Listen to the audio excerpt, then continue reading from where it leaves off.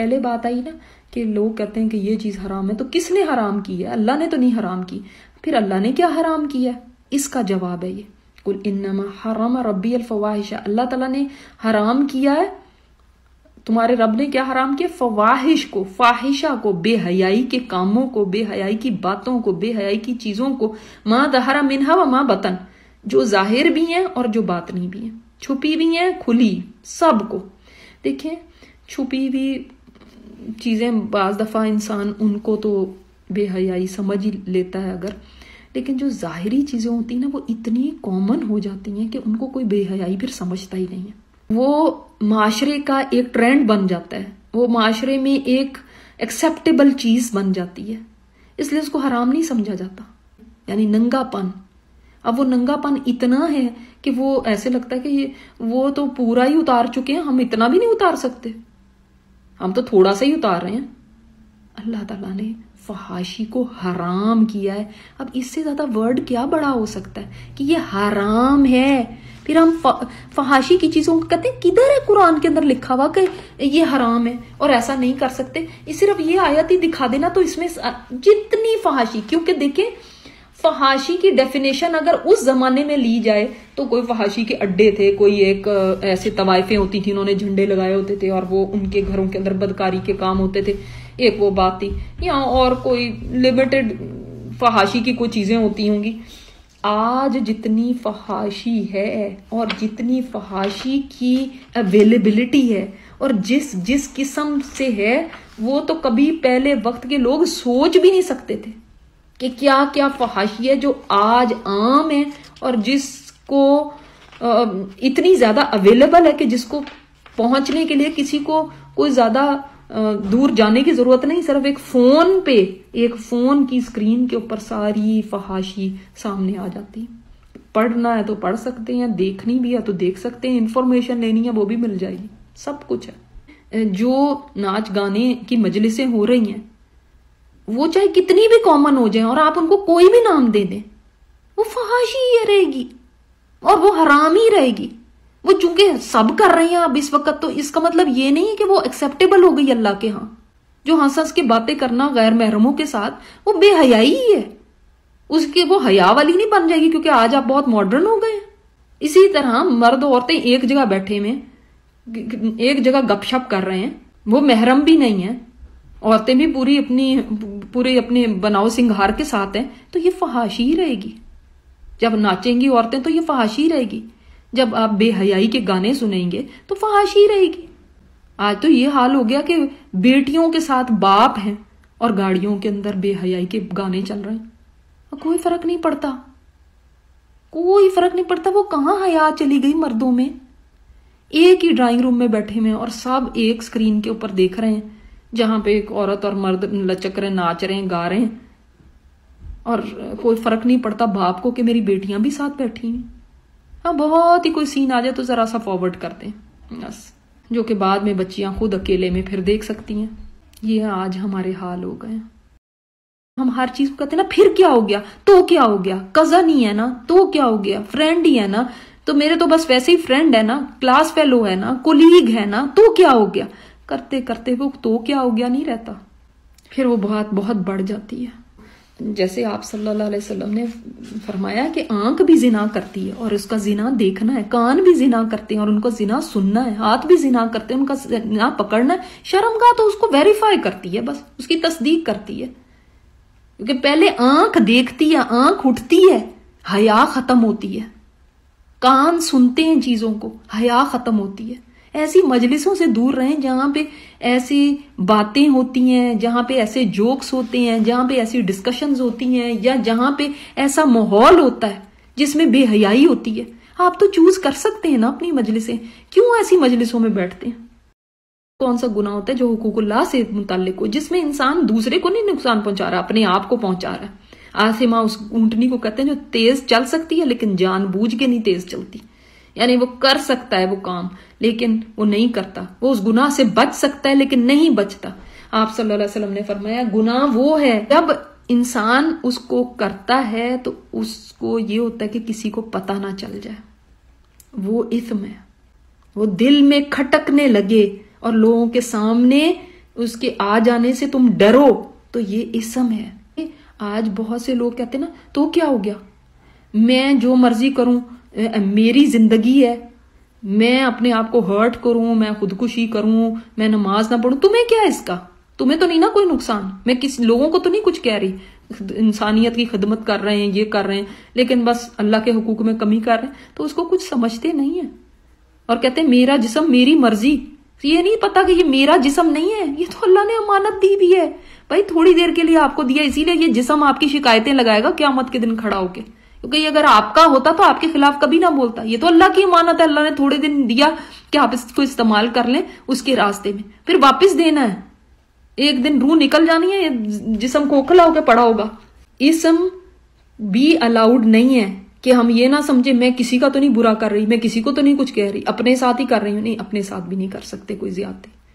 والبغی بغیر الحق، اور بغی زیادتی کو، ناحق زیادتی کرنا، بغی کہتے ہیں وہ گناہ جس میں آپ دوسرے کو نقصان پہنچاتے ہیں، مثلا کسی کو دھوکہ دینا، کسی کے ساتھ زیادتی کرنا، کسی کا حق مار لینا، کسی پہ ظلم کرنا، کسی کو گالیاں دینا، کسی کے مار پیٹ کر دینا، تھپڑ مار دینا، کسی کی حقیر جانا، اس کو بے عزت کر دینا، یہ ساری بغی میں آتے ہیں۔ بغیر الحق، حق نہیں تھا، اس بیچارے نے تمہارا کیا بگاڑا؟ ایک ہوتا ہے نا حق کے ساتھ کرنا، حق کے ساتھ کرنا کیا ہوگا، کسی نے کسی کو تھپڑ مارا، اتنا اس نے اس کو مار دیا، کسی نے کسی کی آنکھ پھوڑی، اس کی بھی آنکھ پھوڑی گئی، کسی نے کسی کا دانت توڑا، اس کا بھی، اسلام میں قصاص ہے، اس کی جان لی، اس کی بھی جان لی گئی، تو تب یہ زیادتی نہیں ہوگی۔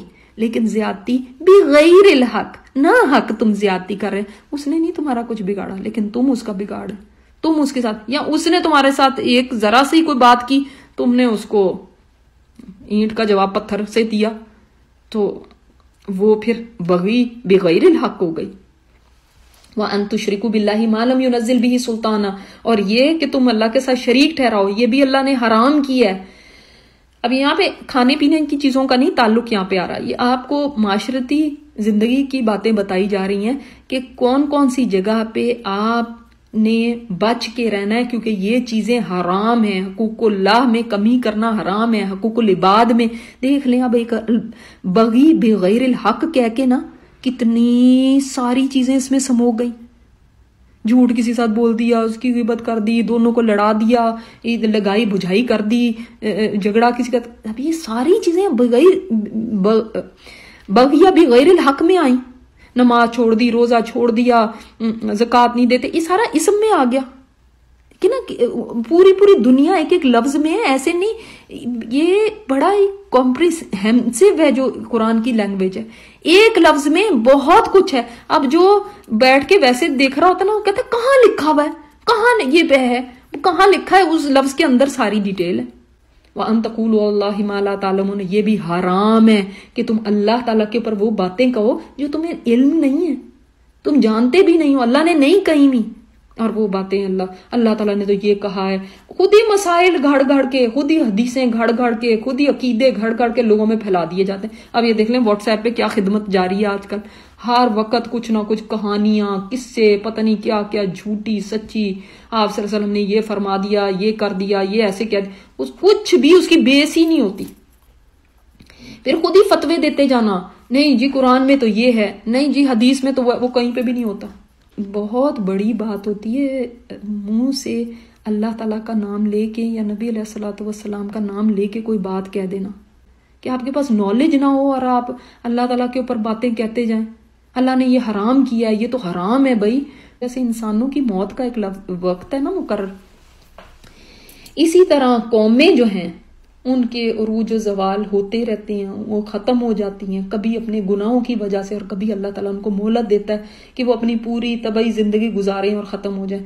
ہسٹری کی دیکھ رہی تھی تو اس کے اندر کتنے نیشنز کا آیا کہ یہ بھی ایک تھے، میں حیران ہو گئی کہ دیکھو کتنی دنیا میں لوگ آئے، انہوں نے اتنی ترقیاں کی نہیں تھی، پھر ان کی ترقیوں کی داستانیں، فلاں نیشن اتنے عرصے تک رہا، پھر وہ کہاں چلے گئے، ان کے تو نام و نشان بھی مٹ گئے، آج صرف ہم کئی کتابوں میں ان کا کوئی تھوڑا بہت ذکر پڑھ لیتے ہیں، بس کہاں ہے وہ لوگ کوئی پتہ ہی نہیں۔ ہر امت کا بھی ایک مقرر وقت ہے، ایک ٹائم ہے، لیکن جب وہ سرکشی کرتی ہے نا تو اللہ تعالیٰ جتنی مرضی اس نے مادی ترقیاں کی ہوں، اللہ تعالیٰ ان کو ختم کر دیتا ہے، اور پھر 1 سیکنڈ ساعہ کی بھی تاخیر نہیں ہوتی، اور نہ ہی 1 زیادہ سیکنڈ ان کو دیا جاتا ہے، نہ ہی 1 سیکنڈ پہلے کیا جاتا ہے، نہ ہی 1 سیکنڈ بعد ہوتا ہے۔ یہاں پہ کوئی چیز پائیدار نہیں ہے، فنا ہے، قومیں بھی فنا ہو جاتی ہیں، ان کی بھی مہلت ختم ہو جاتی ہے، ان کا ٹائم ختم ہو جاتا ہے۔ آج جو عروج پہ ہیں بہت، وہ یہ نہ سمجھے کہ ہمیشہ ایسے رہیں گے۔ اگر تمہارے پاس یا جب بھی تمہارے پاس رسول آئیں جو بیان کرتے ہوں علیکم آیاتی، تم پر میری آیتیں، اس کا مطلب رسولوں کا کام کیا ہوتا ہے، اور ہر زمانے میں رسولوں نے کیا کیا؟ اللہ کی آیات کو بیان کیا۔ من اتقی و اصلح، پھر ان کی بات سن کے جو تقوی اختیار کرے گا اور جو اپنی اصلاح کر لے گا، اپنے آپ کو صحیح کر لے گا، فلا خوف علیہم ولا ہم یحزنون، تو ان کے لیے کوئی خوف نہیں ہوگا، کوئی رنج نہیں ہوگا، کوئی غم نہیں ہوگا۔ یاد رکھیں، خوف ہمیشہ فیوچر کا ہوتا ہے اور غم پاسٹ کا لگ جاتا ہے انسان کو۔ کہتے نہیں انہیں غموں نے مجھے کھا لیا، تو وہ ماضی کے ہوتے ہیں۔ کیا ہے سلوشن اس کا؟ اگر ہم چاہتے ہیں ہمیں خوف نہ ہو، ہم چاہتے ہیں ہمیں غم نہ ہو، تو ہم کیا کریں؟ اس کا نسخہ ہے یہاں پہ کہ جو رسول تعلیمات لے کر آئے ہیں، جو اللہ کی احکامات لے کر آئے ہیں، ان کو سمجھیں اور اپنی اصلاح کریں، اپنے اندر تقوی پیدا کریں۔ آپ کو پتہ چلتا ہے نا یہ چیز۔ اب دیکھیں مثال کے طور پہ ہم نے یہ آیت نمبر 33 پڑھی کہ اللہ نے یہ چیزیں حرام کی ہیں۔ اب آپ کو پتہ چل گیا، اب آپ نے اپنا محاسبہ کیا، اللہ کا ڈر رکھتے ہوئے اپنا حساب کتاب کیا اور اپنی اصلاح میں لگ گئے کہ نہیں یہ چیز میں کرتی ہوں، یہ مجھے چھوڑنی ہے، یہ غلط بات ہے، مجھے یہ نہیں کرنی، دیکھو اللہ نے حرام کر دیا یہ۔ تو جس نے اپنی اصلاح کر لی اور خدا خوفی کے ساتھ رہا کہ میرے اللہ مجھ سے ناراض نہ ہو جائے، اور جن چیزوں سے اللہ راضی ہوتا ہے میں نے وہ کرنی ہے، تو وہ ہیں جن کو پھر کوئی خوف اور غم نہیں ہوگا۔ قیامت کے دن جب وہ آئیں گے، نہ ان کو خوف ہوگا کہ اب ہمارے ساتھ کیا ہوتا ہے، نہ ان کو غم ہوگا کہ ہائے دنیا کے اندر ہم یہ کر لیتے اور وہ کر لیتے۔ والذین کذبوا بآیاتنا واستکبروا عنہا، اور وہ لوگ جنہوں نے جھٹلایا ہماری آیتوں کو۔ یہ آیتیں ایسے ہی پڑھ پڑھ کے رکھنے کی چیز نہیں ہے، ان کے اوپر ایمان لانا ضروری ہے، یعنی ان کو مان لیں۔ جس نے اللہ کی آیات کو جھٹلا دیا نا، میں نہیں مانتا، استکبروا عنہا، یہ تکبر ہی ہے کہ حق سامنے آ جائے، اس کو ماننے کی بجائے انسان کہے کہ میں نہیں مانوں گا، یہ تکبر ہے۔ جھٹلانا تکبر ہے، بھی ہے کہ انسان اگنور کر دے ان کو اور ان کو کہے کہ پتہ ہے ہمیں سب، بس چھوڑو۔ یہ بھی ایک استکبار ہے کہ ہم یعنی بڑی چیز ہے، اور یہ بھی ایک جھٹلانا ہے کہ آپ کو پتہ بھی ہے لیکن آپ مان کے نہیں دے رہے۔ کرنا ہم نے وہی ہے جو ہماری مرضی ہے، پتہ ہے ہمیں سب کچھ، پڑھ رہا ہے ہمیں بھی بڑا اسلام ہم نے پڑھا ہوا ہے۔ اللہ کی آیات کو جھٹلانا معمولی بات نہیں ہے، ایک آیت ہو یا پورا قرآن ہو، ایک ہی بات ہے۔ ایک آیت کو جھٹلا دینا بھی پورے قرآن کو جھٹلا دینا۔ کون ہوگا جو اللہ پہ جھوٹ گھڑے اور اللہ کی آیات کو جھٹلائے؟ اللہ نے یہ کہا، اللہ تعالیٰ نے وہ فرمایا، اللہ نے خود بنا لے۔ دیکھیں میں اور آپ جن کی کوئی حیثیت نہیں، کوئی ہستی نہیں، ہمارے جیسوں کے اوپر بھی اگر کوئی جھوٹ بول دے نا کہ یہ تو پیسے مانگ رہے ہیں، یا انہوں نے تو فراڈ کیا، یا انہوں نے تو یہ کہا، تو ہمیں کتنا غصہ آئے گا کہ میرے اوپر تم باتیں جھوٹی، میں نے تو ایسا کہا بھی نہیں، ایسا کیا بھی نہیں، اور تم نے میرے اوپر جھوٹی بات منسوب کر دی۔ تو اللہ تعالیٰ کی ذات جو سب سے اعلیٰ ہے، اس کے اوپر کوئی جھوٹ باندھ دے اور کہے اللہ نے نہیں یہ کہا ہے۔ لوگ ڈرتے نہیں ہیں جس وقت حدیثیں گھڑ رہے ہوتے، چاہے وہ کتنی نیکی پھیلانا چاہتے ہوں، لیکن حدیث گھڑ لینا یہ بھی آپ صلی اللہ علیہ وسلم کے اوپر جھوٹ لگانا ہے، اور آپ نے فرمایا ایسے انسان کا ٹھکانہ بھی جہنم ہے۔ اور اللہ کی آیات کو جھٹلانا یہ بھی اتنا بڑا ظلم ہے، یہ ظلم ہے۔ اب تم مت فتوے دیں، مت خود سے باتیں اللہ کے اوپر لگائیں، اللہ فلاں کو جنت میں بھیجے گا، ہاں فلاں کو تو اللہ نے معافی کر دینا، کیوں؟ ہم کیا جانے؟ بہت سارے لوگ سوال کرتے ہیں اچھا اس کا کیا پھر ہوگا، اس کو اللہ معاف کرے گا یا نہیں؟ وہ مجھے کیا پتا اس کو معاف کرے گا یا نہیں؟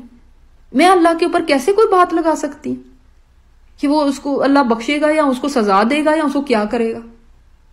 تو ایسی چیزوں میں کیئرفل رہنا چاہیے۔ اولئک ینالہم نصیبہم من الکتاب، اب یہی جو پہلے بھی بات گزری ہے نا کہ دنیا میں تو اللہ نے سب کو دیتا ہے، ایسے لوگوں کو بھی جو ایسے ظالم ہیں، جو اللہ کی آیات کا انکار کرتے رہتے ہیں، ان کو بھی ینالہم نصیبہم من الکتاب، وہ بھی پالے گا ان کا، وہ بھی پہنچے گا اس کو اپنا حصہ من الکتاب، کتاب میں سے۔ کتاب کیا ہے؟ کتاب ہے جو اللہ تعالیٰ نے ان کے لیے تقدیر میں لکھ دیا وہ کتاب ہے، یعنی جتنا ان کی قسمت میں اللہ نے لکھ دیا وہ ان کو مل کے رہنا ہے. جو اللہ نے ان کے مقدر میں رزق لکھا، عمر لکھ دی، کوئی اور اولاد لکھ دی، کوئی بھی چیزیں لکھ دی، وہ دیکھ لیں نا آپ، اللہ کے دشمن ہیں، ان کو بھی مل رہی ہیں نا یہ چیزیں، لیکن یہ متاع قلیل ہے. تو اللہ نے ان کے لیے تقدیر میں لکھ لیا، وہ ان کو مل کے رہنا. اس سے ہم کبھی دھوکہ نہ کھائیں، تمہیں دھوکے میں نہ ڈال دیں ان کافروں کا چلنا پھرنا زمین کے اوپر کہ تو بڑے سکسیسفل ہیں، ان کو تو سارا کچھ ہی مل گیا. حتی اذا جاءتهم رسلنا يتوفونهم، یہاں تک کہ پھر جب ان کی شامت آنی ہے نا، جب آئیں گے ہمارے فرشتے جو فوت کریں گے ان کو، جب ان کے پاس آئیں گے نا تو وہ فرشتے آ کے ان کو کہیں گے اینما کنتم تدعون من دون اللہ، وہ کہاں ہیں جن کو تم پکارتے تھے اللہ کے سوا، جن کو تم کہتے تھے یہ ہماری مدد کو آئیں گے، ہمارے مشکل کشا، ہمارے حاجت روا، یہ ہماری بگڑی بنانے والے، یہ ہمارے پیر، یہ ہمارے مرشد، یہ ہمارے فلاں، جن کے آگے تم ہاتھ باندھ باندھ کے کھڑے ہوتے تھے، جن سے تمہیں امیدیں تھیں کہ یہ تو ہمارے سارے کام یہی بناتے ہیں جی، بیٹا بھی انہوں نے ہی دیا ہے اور سب کچھ، وہ کہاں ہے نا جن کو تم پکارتے تھے اللہ کے سوا، بھاگ بھاگ کے جن کی طرف جاتے تھے کہ یہ ہمیں بچائیں گے، یہ ہماری اس وقت جو بھی حاجت ہے یہ پوری کریں گے. بعض لوگوں کا یہ ہوتا ہے ان کو جو مشکل ہوتی ہے فوراً بھاگتے ہیں، فلانی جگہ جائیں، اس جگہ پہ جا کے ہم دیکھ دیں گے، کبھی اجمیر جا رہے ہیں، کبھی کوئی کسی اور جگہ جا رہے ہیں، یہاں پہ ہماری بگڑی بنے گی. وہ کہاں ہیں پھر جن کو تم اللہ کے سوا پکارتے تھے؟ اب وہ کہاں نظر آئیں گے اس وقت؟ اب موت کے فرشتے آ گئے ہیں. تو اب یہ کیا آگے سے جواب دیتے ہیں، دلو عنا، وہ تو ہم سے گم ہو گئے، وہ تو نہیں مل رہے ہمیں، وہ تو غائب ہو گئے، اب تو اکیلے ہیں نا، اب کس کو پکاریں؟ اور وہ گواہی دیں گے اپنے نفسوں کے خلاف، یعنی اپنے خلاف ہی گواہی دیں گے کہ وہ کافر تھے. وہ خود کہیں گے کہ ہم نے قصور کیا. شروع میں یاد ہے اسی سورہ کے شروع کے اندر آیا تھا نا کہ جب لوگوں پہ عذاب بھی آتا ہے تو اس وقت ان کی ایک ہی پکار ہوتی ہے، انا کنا ظالمین، پھر چیختے پھرتے ہیں ہائے ہم نے ہی ظلم کر دیا، ہائے ہم نے اپنا بیڑا غرق خود کیا. تو اس وقت وہ بھی کہیں گے آ جائے گا داخل ہو جاؤ. کدھر داخل ہو جاؤ؟ فی امم، گروہوں میں، ان گروہوں میں، ان گروپس کے ساتھ تم بھی داخل ہو جاؤ. قد خلت من قبلکم، جو تم سے پہلے گزرے تھے، جو تم سے پہلے گزرے تھے انہوں نے بھی وہی کام کیے، تم نے بھی وہی کام کیے، اب ان کے ساتھ ہی تم بھی داخل ہو جاؤ. من الجن والانس، جنوں میں سے بھی ہیں وہ گروہ اور انسانوں میں سے بھی ہیں، سب ایک ہی کمیونٹی بن گئے نا. پھر کہاں داخل ہو جاؤ؟ پھر نار، آگ میں.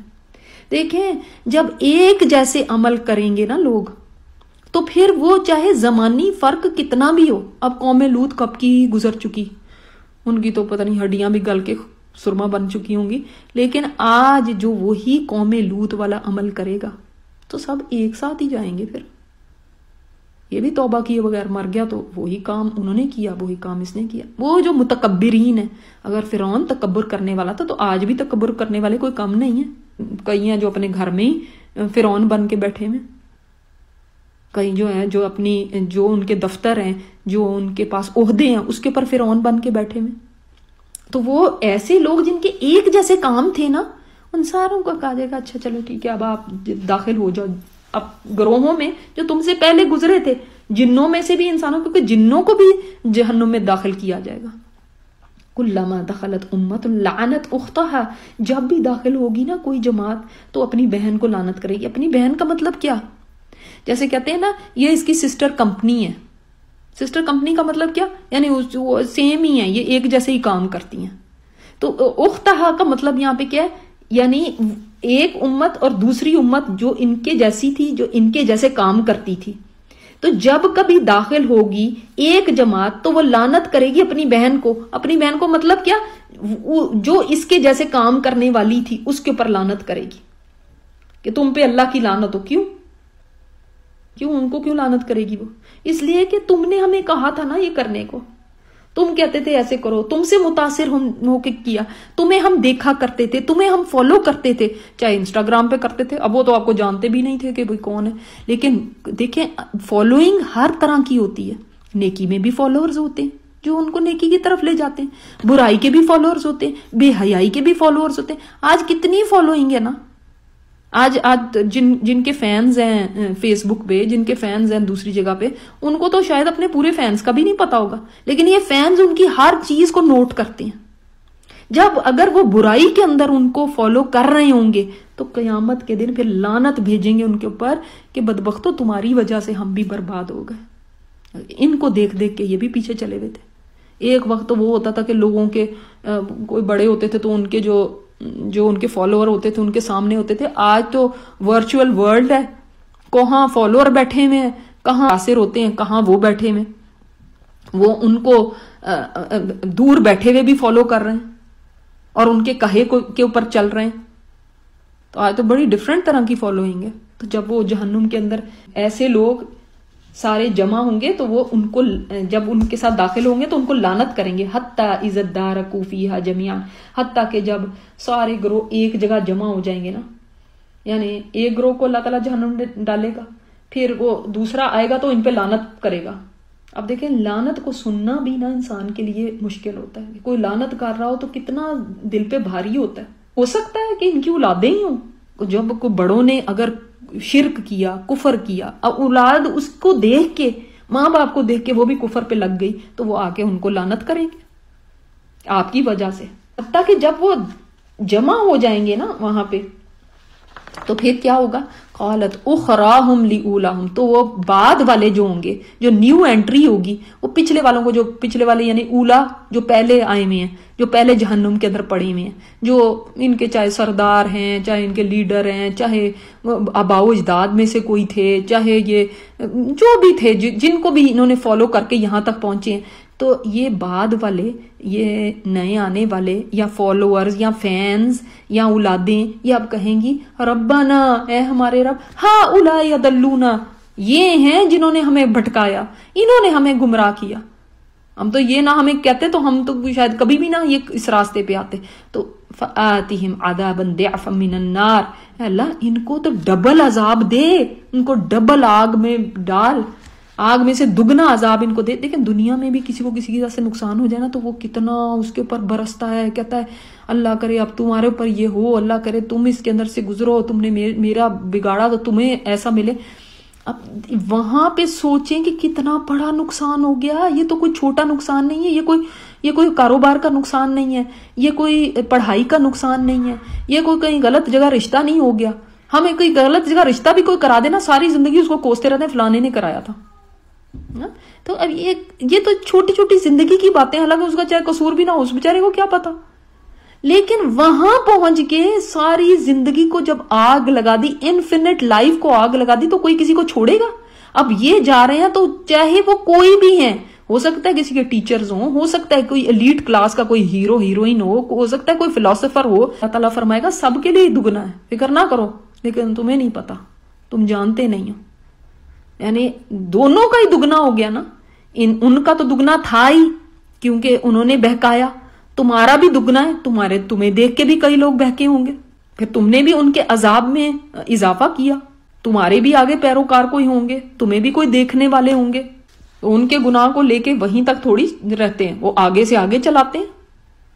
تو ایک کو ڈبل ہے تو دوسرے کو بھی ڈبل ہے۔ اور پھر ویسے بھی وہاں پہ جہنم کا جو عذاب ہوگا نا، ہر کوئی کہے گا کہ میرے سے زیادہ تو عذاب میں کوئی ہے ہی نہیں، اس کو لگے گا میرے جتنے عذاب میں کوئی نہیں ہے، چاہے وہ سب سے ہلکے عذاب میں کیوں نہ ہو۔ آج یہ جتنے انٹرنیٹ پہ ایسے فتنے بیٹھے ہوئے ہیں، کئی کرسچن ایسے بیٹھے ہوئے ہیں، کئی اور مذاہب والے ایسے بیٹھے ہوئے ہیں، ایتھیسٹ ایسے بیٹھے ہوئے ہیں، وہ اپنی دعویٰ کر کے کرسچینٹی میں لے کے جا رہے ہیں کئی بچوں کو، کئیوں کو ایتھیسٹ بنا رہے ہیں۔ تو یہ سارے خود تو گمراہ ہوئے ہیں، دوسروں کو بھی کر رہے ہیں۔ اب یہ بھی بولیں گے، یہ جو ماں باپ ہیں یا یہ جو استاد ہیں یا یہ جو لیڈر ہیں، یہ بھی اب بولیں گے ایک دم، جو پہلے سے آگ میں پڑے ہوئے اخراہم، یہ نئی انٹری والوں کو کیا کہیں گے، تمہیں ہمارے پر کیا برتری ہے، تم کون سے اتنے دودھ دھلے ہو، تم کون سے بڑے اچھے ہو، تمہیں کیا فضیلت ہے ہمارے پر کہ تمہیں تو ڈبل نہ دیا جائے، ہمیں ڈبل دیا جائے۔ فذوقوا العذاب بما کنتم تکسبون، تم بھی چکھو نا عذاب جو تم نے کیا، تم بھی تو کوئی کم نہیں تھے، تم بھی ہمارے پیچھے چل پڑے، جو ہم نے تھوڑی تمہیں کہا تھا، پکڑ کے تو نہیں لائے، کوئی کسی کو زبردستی نہیں کر سکتا، تو کوئی پکڑ کے نہیں کسی کو لا سکتا، کوئی گن پوائنٹ پہ کسی نے سے نہیں کچھ کرا سکتا، تو تم خود سوچ لیتے، تم کیوں ہمارے پیچھے لگے۔ اب یہ دیکھ لیں کہ جہنم کا ماحول کیا ہے۔ جہاں پہ لعنت، ملامت، ایک دوسرے کے اوپر الزام تراشیاں مسلسل جاری ہیں، جھگڑے، اور پھر اندر آگ لگی ہوئی ہے، باہر بھی آگ ہے، اندر غصہ ہے، اندر جلن ہے، پھر بھی انسان اس سے چھٹکارا نہیں پا سکے گا یہ الزام لگا کے بھی.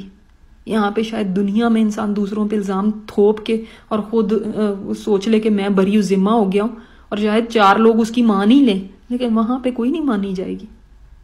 جتنا مرضی بھڑکیں گے، جتنا مرضی الزام دیں گے، جتنا مرضی کہیں گے انہوں نے کرایا ہے، تو یہ کچھ پرپس سرو نہیں ہوتا اس سے کہ کسی کو اور کو کہہ دیا کہ اس نے کرایا، اس نے میرے سے کرایا، اس نے مجھے اس میں ڈالا. اس سے کچھ فائدہ نہیں ہونے والا. اس کا مطلب ہے کہ انسان کو خود ہی ہوش کے ساتھ زندگی گزارنی ہے. وہ یہ قیامت کے دن نہیں کہہ سکے گا کہ میں کیا کروں، میں تو، یا کئی لوگ دنیا میں ہی کہتے ہیں میں تو کہہ دوں گی وہاں پہ اس نے میرے سے کرایا تھا. تو یہ جو آپ آج سوچ رہی نا میں تو کہہ دوں گی اس نے میرے سے کرایا تھا، اس نے وہاں پہ کام نہیں آنا. خود آج صحیح چلیں، کسی کے کہنے پہ نہ چلیں.